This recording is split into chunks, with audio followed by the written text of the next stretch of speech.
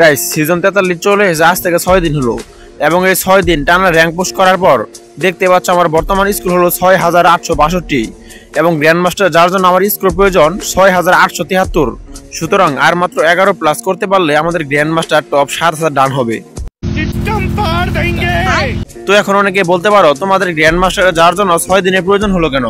তো ভাই এমনিতে আমরা মোবাইল প্লেয়ার, তার মধ্যে আমাদের নেই কোনো ব্যাকআপ প্লেয়ার, নিজেদেরই গেম খেলে গ্র্যান্ড মাস্টার ডান করতে হয়, সেজন্য সময় একটু বেশি লাগাটা স্বাভাবিক।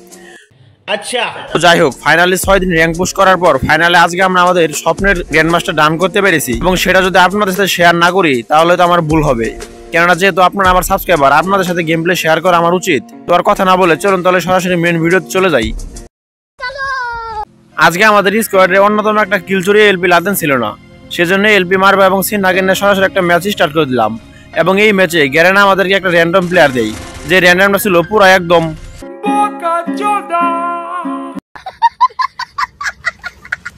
গেম প্লেটা সরাসরি শেষ দিক দিয়ে দেখাইতেছি, কেননা ম্যাচের প্রথম দিক দিয়ে কোনো চুলটাও ছিঁড়তে পারি নাই, শুধু নামছে আর মরছি। তো সেজন্য সরাসরি লাস্ট মুহূর্তে চলে আসলাম এবং অলরেডি অক দিয়ে একটা হেডশটের মাধ্যমে কিল করেছি এবং আরেকটা কিল করলাম। বা এই যে এই মুহূর্তে যেটাকে মারলাম এটার হাতে কমপক্ষে 3 বার মরেছিলাম। যাই হোক ফাইনালি রিভেঞ্জটা নিতে পারছি এবং সেটাকে মারার পর সেখান থেকে হালকা একটু লুটপাট করে নিই, কারণ আমার কাছে আমার একটা লুট ছিল না, শুধু অগ এবং MP5 শেষ মুহূর্ত পর্যন্ত টিকে থাকা খুবই কঠিন হবে, সেজন্য স্কার এবং MP5 নিয়ে চলে আসলাম এবং এমন সময় একটা জোন পুশার আমার দিকে আসতেছিল, তাকে স্কার দিয়ে মোটামুটি ভালো একটা ড্যামেজ দিয়ে দিয়েছিলাম। তো সেখান থেকে যেহেতু চলে যায়, আমি যখন সেখান থেকে চলে আসার চেষ্টা করলাম খেয়াল করে দেখি যে সেটা আমার কাছে এসেছিল। তো আমার কাছে এয়ারড্রপ ছিল যেটা আমি গিফট বক্স থেকে পেয়েছিলাম এবং ওরিয়ন্তে তাকে মারার চেষ্টা করি, কিন্তু ভাই কোনো কাজ হয় না। ঠিক এমন সময় সে উকম হয়ে আসতেছিল এবং তাকে মাইনকাট চিপে ফেলাই MP5 শেষ করে দিলাম এন্ড অলরেডি এই জায়গায় আমার 4টা কিল হয়ে গিয়েছে। মানে ম্যাচের প্রথম পর্যায়ে আমার কাছে কিন্তু 1টা বা 2টা কিলো ছিল না এবং এই মুহূর্তে অলরেডি 4টা কিল হয়ে গেছে এবং শেষ মুহূর্তে আশা করি 8 থেকে 10টা কিল করতে পারবো। তো তাকে মারার পর তার লুট বক্স থেকে ভালো একটা লুট অলরেডি করে নিয়েছি, সুপার মেড কিট ইনহেলার সবকিছু মোটামুটি ভালো একটা পেয়ে গেছি এবং সরাসরি চলে আসলাম লাস্ট জোনে।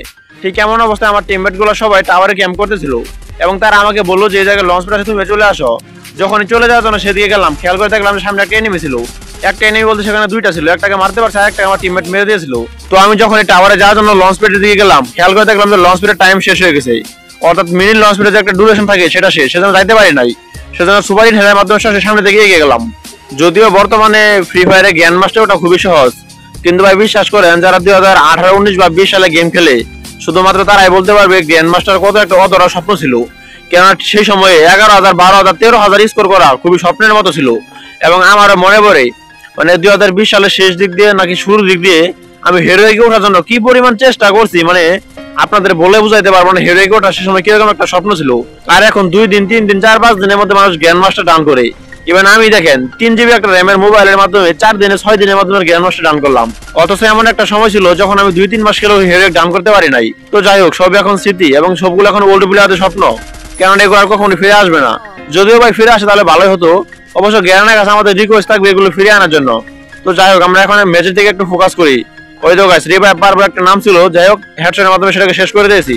আর গাইস ইদানিং কিন্তু ম্যাচের মধ্যে আবারও গাড়ি অত্যাচার শুরু হয়ে গেছে, এই শেষ জন্য খেয়াল করে দেখেন কমপক্ষে 4-5টা গাড়ি ছিল, ওই তো আরেকটা ডাম ট্রাক, মানে কি বলবো এই ডাম ট্রাকের কথা, যদি একবার ধাক্কা দেয় এই স্পিড তো দূরের কথা ইপিও থাকে না, এরকম একটা অবস্থা। আমার টিমমেটও গাড়ি নিয়ে অত্যাচার করতেছিল। যাই হোক অলরেডি আমার কিলের জায়গায় 7টা হয়ে গেছে আর 2-4টা কিল দেওয়ার চেষ্টা করবো এবং যেহেতু গাড়ি অতিরিক্ত ছিল, গাড়ির অত্যাচার বেশি ছিল, তাই আমি আমার টিমমেটের গাড়ি উঠে বললাম এবং তাকে বললাম যে সামনে পাথরের কভার একটা এনিমি ছিল সেদিকে চলে যাও। এবং যখন চলে গেলাম MP5 সেই একটা হেডশটের মাধ্যমে সেটাকে শেষ করে দিই এন্ড অলরেডি আমার কিল 8টা হয়ে গেছে। আর এলার আসার মাত্র 2 জনের আমরা ফুল স্কোয়াড টিকে আছি। যেহেতু আমরা ফুল স্কোয়াডে টিকে আছি এই ম্যাচ আমাদের বুঝে হবে এতে কোনো সন্দেহ নেই, সেজন্য আমি খুব চেষ্টা করলাম লাস্টের কিলটা নেওয়ার জন্য, কেননা আমি যতটুকু জানি লাস্টের কিলটা করতে পারলে ভালো একটা প্লাস পাওয়া যায়। এন্ড দেখলাম যে লাস্টের এনিমিটা গাড়ির ভিতরে ছিল, তাই তাদের গাড়িটা ফুটিয়ে দিলাম এবং সরাসরি রাজ দিলাম। এবং যখন রাজ দিলাম যদিও এনিমিটা মাগসটা ছাড়ছিল, বাট আমার MP5 এর হেডশটের সামনে টিকতে পারে নাই। MP5 এর করা একটা হেডশট লাগে এন্ড ফাইনালি ম্যাচটা আমরা বুইয়া পেয়ে যাই এবং এই ম্যাচটা বুইয়া পাওয়ার মধ্যে আমরা গ্র্যান্ড মাস্টার ডান করে ফেলি।